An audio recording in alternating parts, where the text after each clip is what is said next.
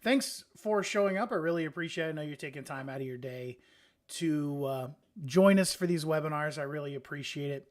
Today, we're going to be talking about technology and purchasing new technology, specifically purchasing a new computer.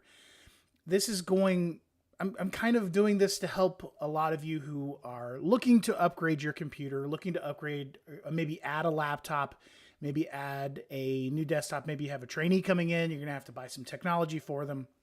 That's really what this webinar is going to be all about.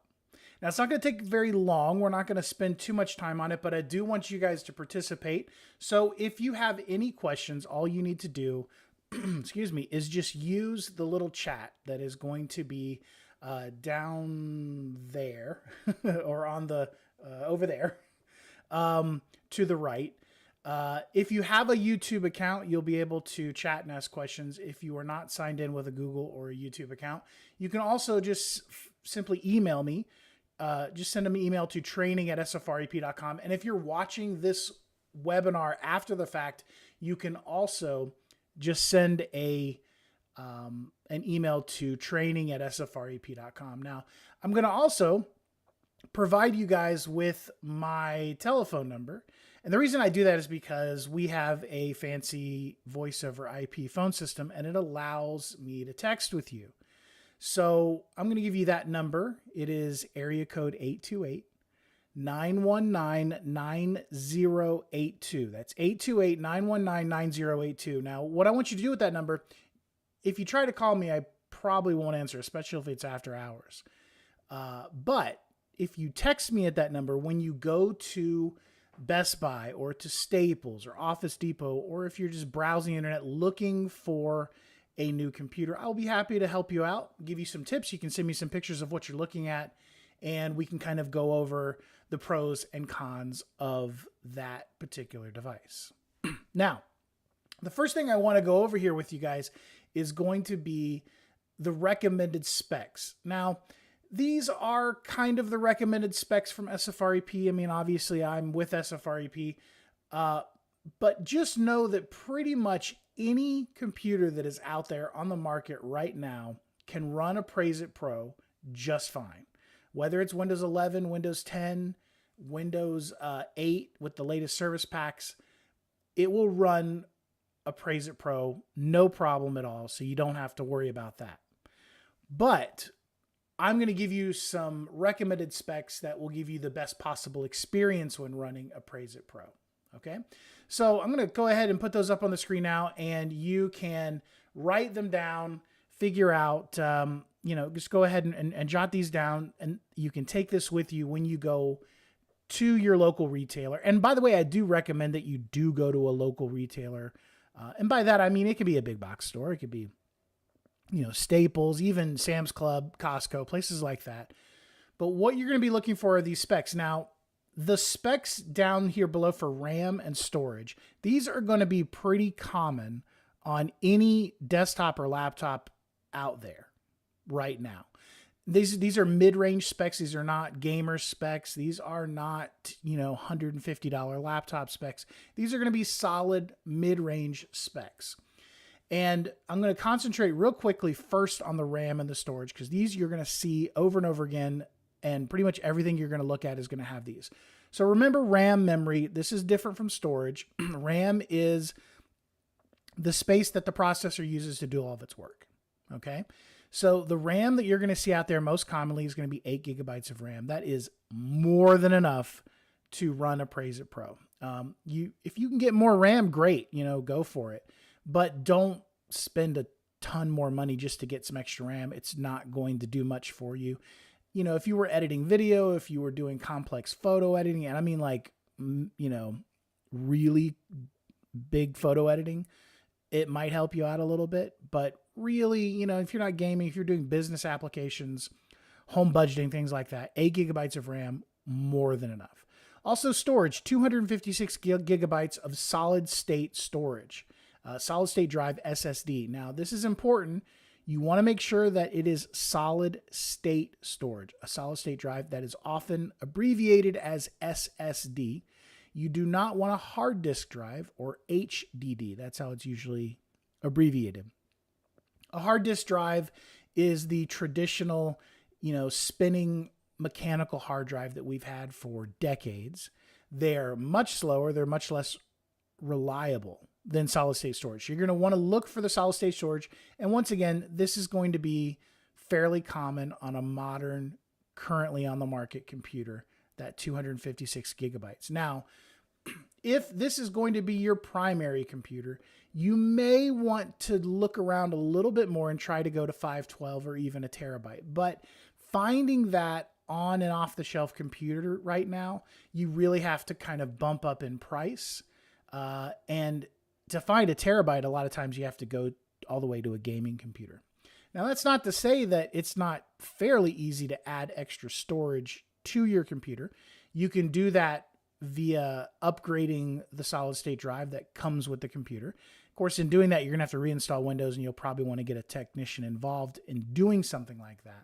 But it is an option. The other option, which is what I do with my business computer, is to connect a USB 3.0 flash drive. And they make small little low profile ones, and I don't think I have one handy right now, but they make small little low profile ones that you can connect into one of the USB ports on your computer. And it will not be as fast as the solid state storage, but it will be more than fast enough for you to have some extra storage. You can probably get a 256 gigabyte one to double your storage for, $50 or $60 tops, probably considerably less than that. So don't worry too much about the storage. 256 gigs, especially if you're not, downloading lots of videos and stuff like that, that's going to be more than enough. Now, let's go back up here to the processor, because that's rather important. And I have two processors that I've listed here. That's the AMD Ryzen 5 or the Intel Core i5. Both of these processors, they're by two different companies. AMD and Intel are kind of rivals, and they are the two largest processor makers out there in the market. They've both been around for, decades and decades at this point. One of the cool things that AMD has done is they've kind of put their numbering scheme for their processors in parity with Intel. So in the Intel Core line of processors, and by core, that's kind of what they mean. These are the most common processors that are put on mainstream laptops. The Core processors go from Core i3 to Core i5 to Core i7 to Core i9. Now, why do they not go in sequential order? I don't know. That's just the way they did it. Maybe they wanted to leave a little bit of space if they wanted to put some mid-range processors in there. I don't know. But 3, 5, 7, 9. 3 is, if you find a really good value on a laptop and it has a Core i3 processor, go for it. That is perfectly serviceable for Appraise-It Pro. I like to bump it up a little bit because we're talking about, the computer that you're going to be doing your entire business on. So I really like to tell people, invest a little bit more money, get a little bit better processor. It'll last you longer. It's not going to, you're going to be in that sweet spot of computing power for far longer than you would if you just got the Core i3. And generally, computers that come with a Core i3 processor are going to be on the lower end anyway of workmanship and build quality. So go with the Core i5. That's kind of the mainstream processor. Even gamers use Core i5s, and they need a lot more power. So Core i5 will be more than enough power. If you find a 7 out there, go for it. If you find a good deal, the more the better. These are minimum specs here, or these are recommended specs. If you want to go above these, go for it. Now, you can sometimes find a Core i9, especially on desktops.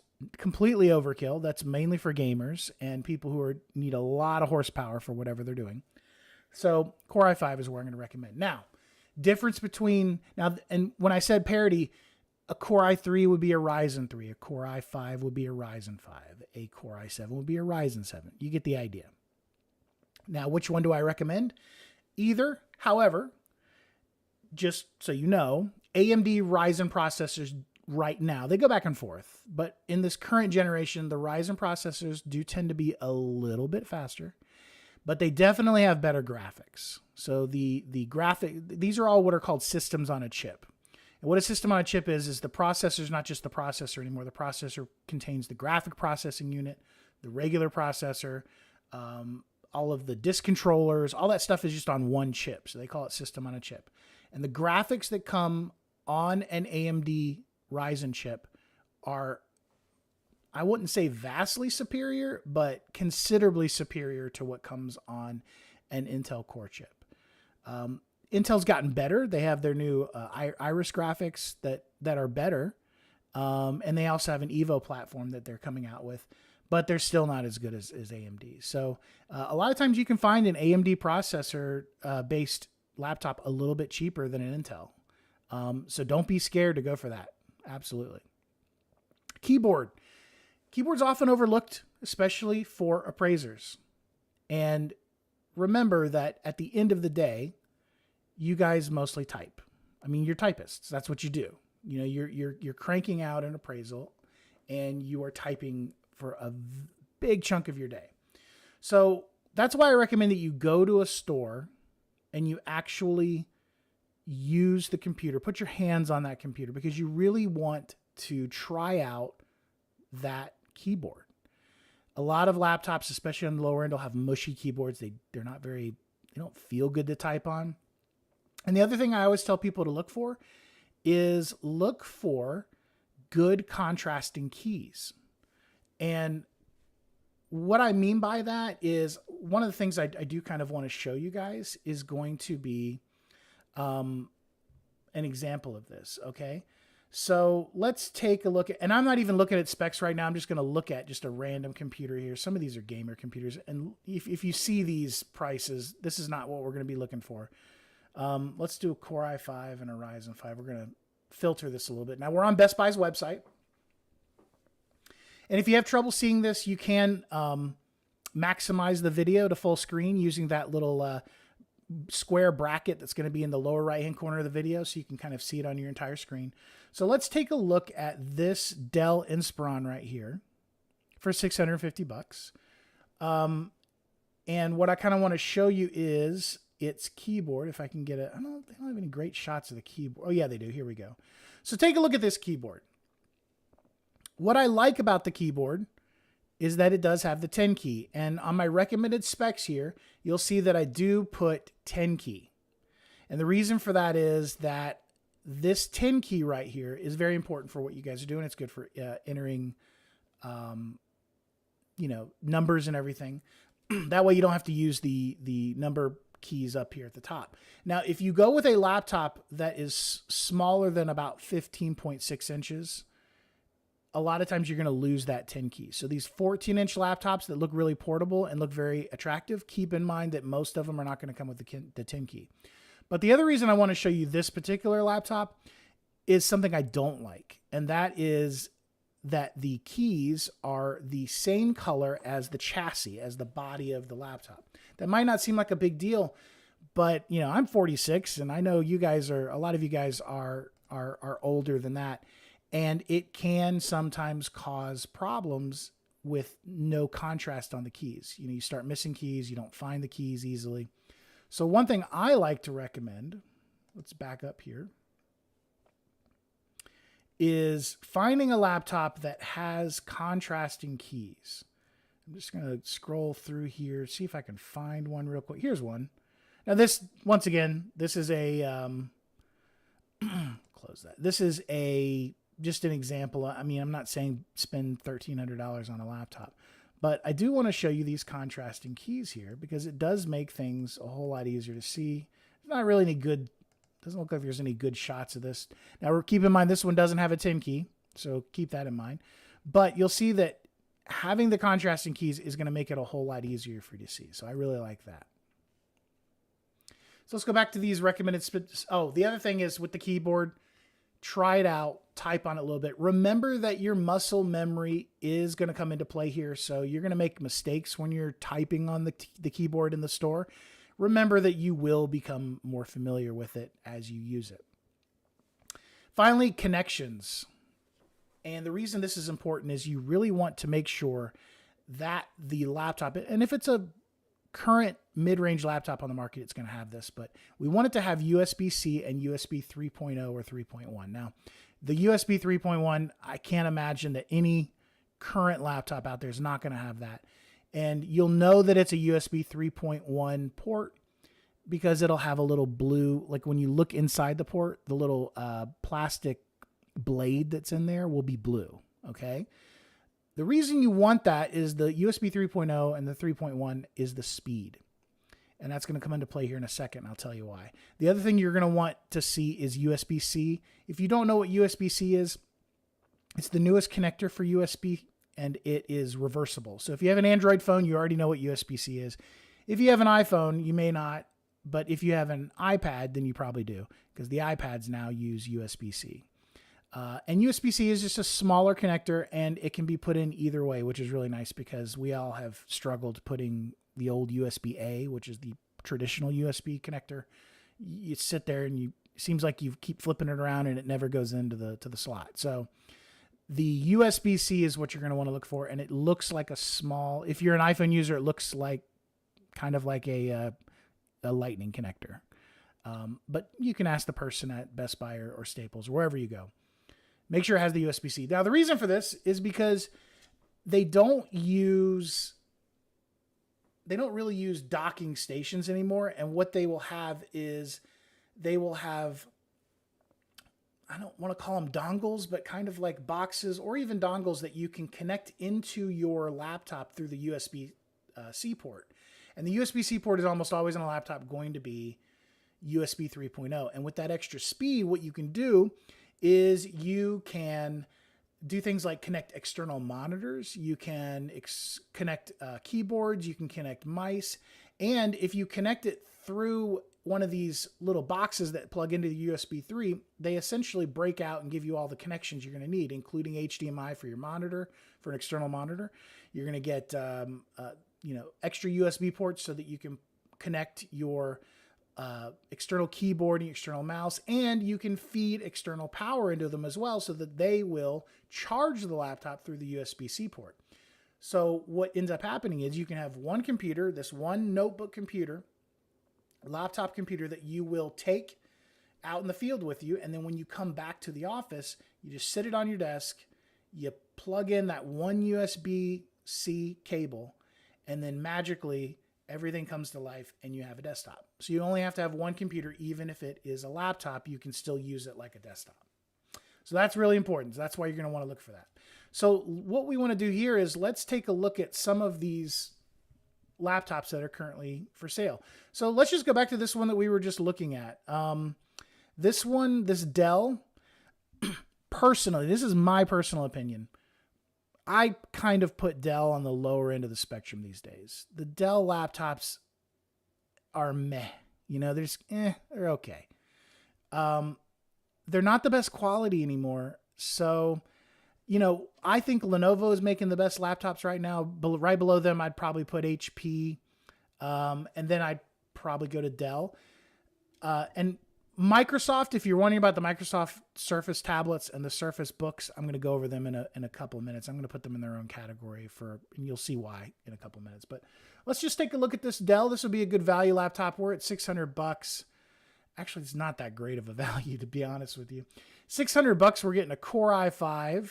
We're getting 8 gigs of RAM, 256. Once again, remember I told you this and this is going to be a reoccurring theme. Let's take a look at this. If it's a laptop, I think it is. One of the things I don't yet is this laptop is made of completely of plastic. And while that makes it light, it doesn't make for the best feel and build quality.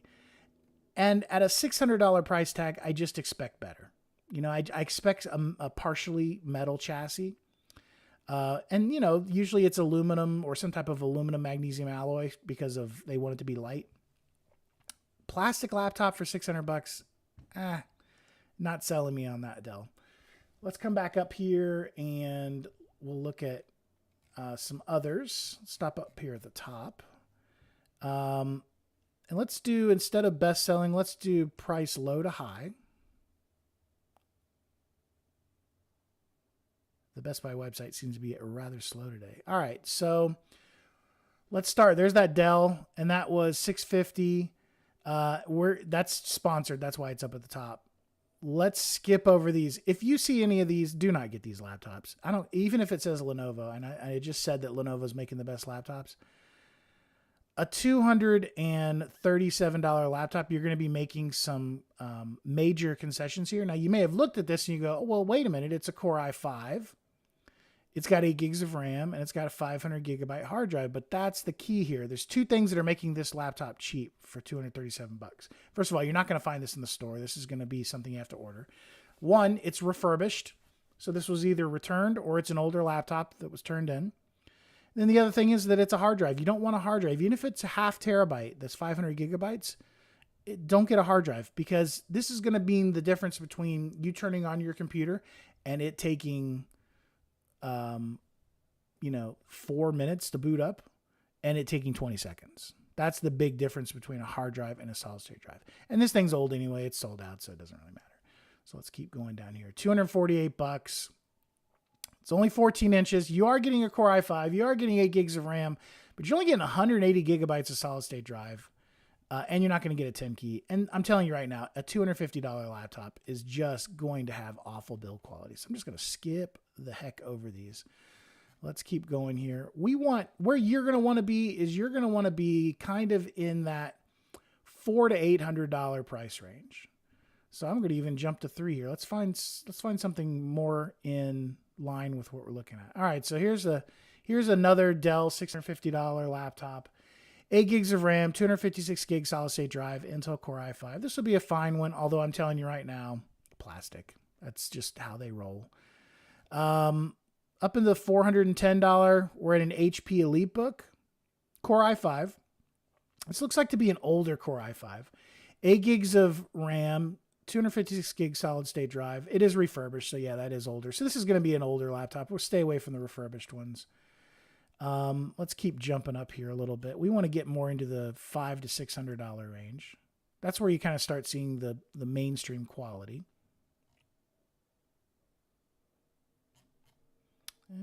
Probably still going to have to keep going, to be honest with you. Let's switch this to best-selling laptops. Let's see what's selling well right now.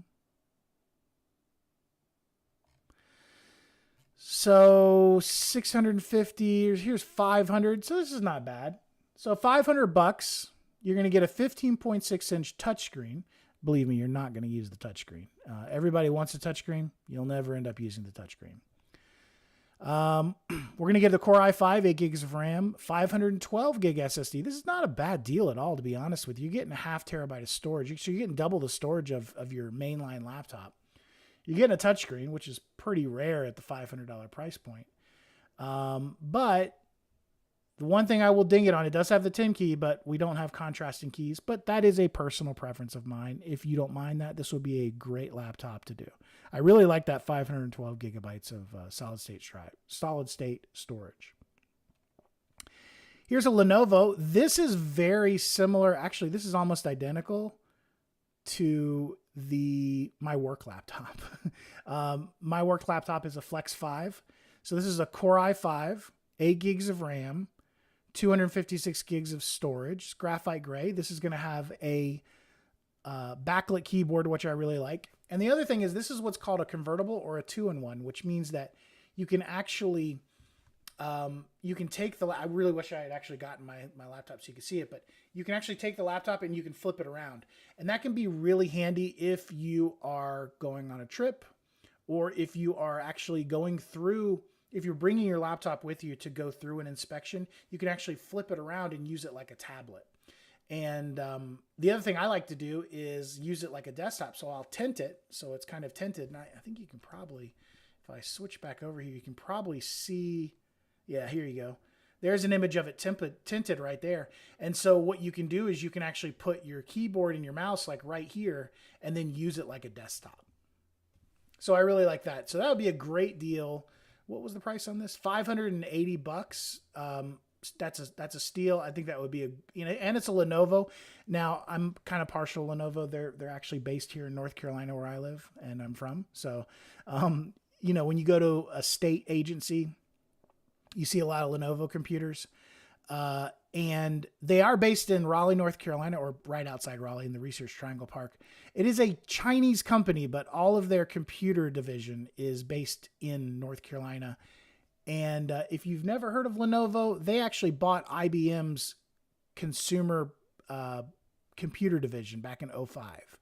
So these are actually kind of like IBM. You can think of them as IBM computers, essentially. Samsung Galaxy Book 15.6, touchscreen, Core i5, 8 gigs of RAM, 256. See, and this is becoming a theme. $500, not a bad price. It's not a convertible, so it can't flip around. And Samsung, first of all, don't ever buy a Samsung appliance like a refrigerator. Don't recommend it, but they make good TVs. They make good phones. They make good computers. I would recommend that. $650. We're looking at a Dell Inspiron. Once again, it's probably going to be plastic. It is, well, it's a little bit higher end. It might not be plastic. It might have a partial metal chassis on this one. This is a 2-in-1. So if you see Flex or 2-in-1 or convertible, that means that it can fold around like I showed you earlier. We're going to get a touchscreen laptop, Core i5, 8 gigs of RAM, 256 gigs of SSD. So you're kind of seeing a theme here. So once again, I want to put up those tech specs. Processor, we're looking at AMD Ryzen 5 or Intel Core i5. RAM, we're looking at 8 gigabytes or more. Storage, 256 gigabytes of solid state storage, solid state drive. Look for that SSD moniker or that SSD abbreviation. The keyboard, we want a good feeling keyboard. We don't want the keyboard to bow when we're typing on it. We want some good clicky feedback. And the big thing for you guys, want to make sure it does have that 10 key. So you're probably going to be looking at a 15.6-inch screen or larger. When you go down to the 14-inch category, you generally lose your 10 key. And then for connections, we want to make sure that it has at least one USB-C port and that all the other ports are USB 3.0 or 3.1. 3.1 is probably what you're going to see these days.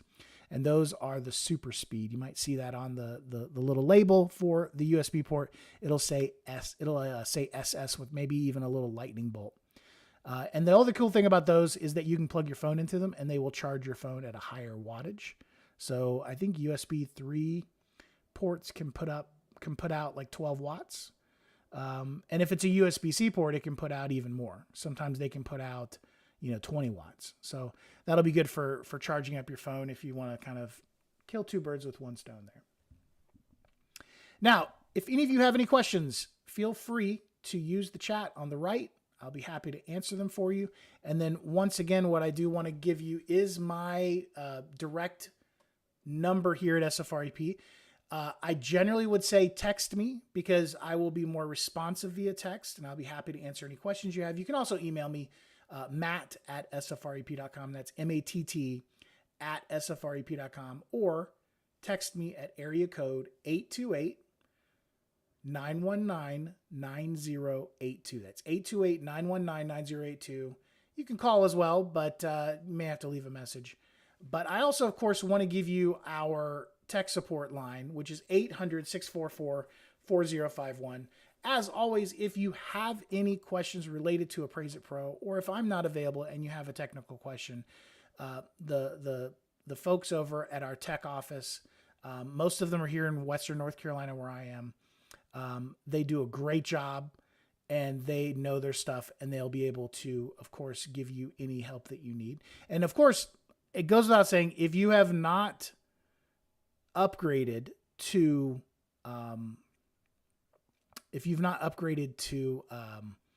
Appraise-It Pro yet, you can call that same number, 800-644-4051, select sales, and they can add it to your account.